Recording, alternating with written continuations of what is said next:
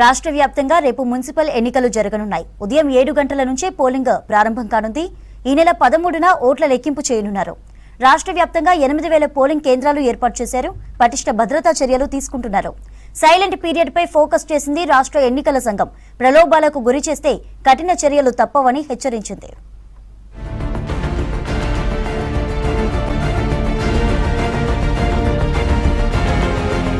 రాష్ట్రం సైలెంట్ మోడ్లోకి వెళ్లింది.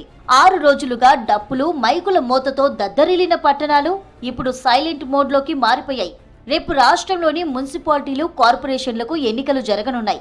దీంతో నిన్న సాయంత్రమే బహిరంగ ప్రచారంపై ఎన్నికల సంఘం నిషేధం విధించింది. అభ్యర్థులు ప్రలోభాలకు తెరతీసే అవకాశం ఉండడంతో అడ్డుకునేందుకు ఎన్నికల సంఘం అధికారులు సిద్ధమయ్యారు.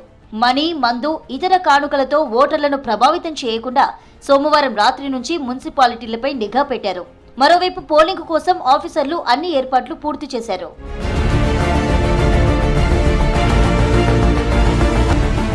ఎన్నికలు జరగబోయే 7 కార్పొరేషన్లు, 116 మున్సిపాలిటీల్లో సిబ్బందికి పోలింగ్ సామాగ్రి పంపిణీ కార్యక్రమం ఉంటుంది. మొత్తం 2,996 వార్డులు, డివిజన్లలో 14 ఏకగ్రీవం కాగా మిగిలిన 2,982 వార్డులకు పోలింగ్ జరగనుంది. ఇందుకోసం రాష్ట్ర వ్యాప్తంగా 8,203 పోలింగ్ స్టేషన్స్ ఏర్పాటు చేశారు.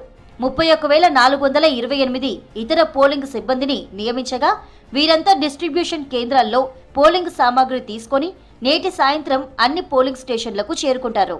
ఇక ఎన్నికలకు 48 గంటలే ఉండడంతో సోమవారం రాత్రి జోరుగా మనీ, మందు పంపకాలు చేస్తూ అభ్యర్థులను ప్రలోభాలకు గురి చేయడానికి తెరతీశారు. ఓటర్లను ప్రసన్నం చేసుకునేందుకు డబ్బులు, మద్యం పంచుతున్నారు. మేయర్, చైర్పర్సన్ ఎన్నికలో ప్రతి వార్డు కీలకమే కాబట్టి గెలుపు కోసం అన్ని పార్టీలు సర్వశక్తులు ఒడ్డుతున్నాయి. పార్టీలు ఇచ్చే ఫండ్కు తోడు అభ్యర్థులు సైతం సొంత డబ్బు ఖర్చు చేస్తున్నారు.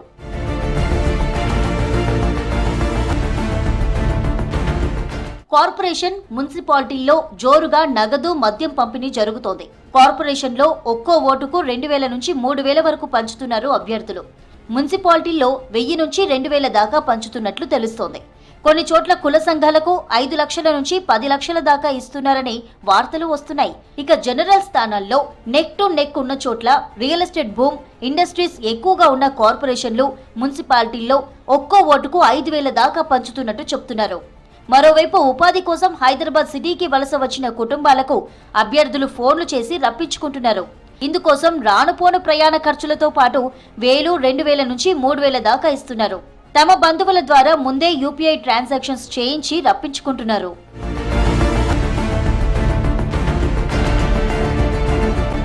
మున్సిపల్ ఎన్నికల్లో పోలింగ్ శాతం పెంచేందుకు ఎలక్షన్ కమిషన్ విస్తృత ప్రయత్నాలు చేస్తోంది.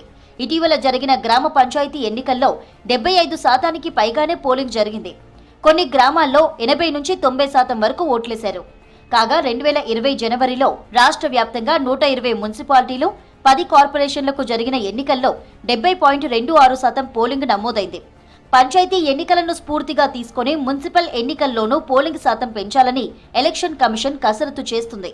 ఒక్క ఓటు అభ్యర్థుల జీవితాలను తారుమారు చేయగలదని, కాబట్టి అందరూ ఓటేయాలని సోషల్ మీడియా, లోకల్ ఛానల్స్లో విస్తృత ప్రచారం చేస్తుంది. అలాగే పోలింగ్ కేంద్రాల వద్ద దివ్యాంగులు, వృద్ధుల కోసం వీల్ చైర్లు అందుబాటులో ఉంచింది. వారిని కేంద్రంలోకి తీసుకువెళ్లి ఓటు వేయించి తిరిగి ఇంటికి పంపించే బాధ్యతను తీసుకుంటుంది.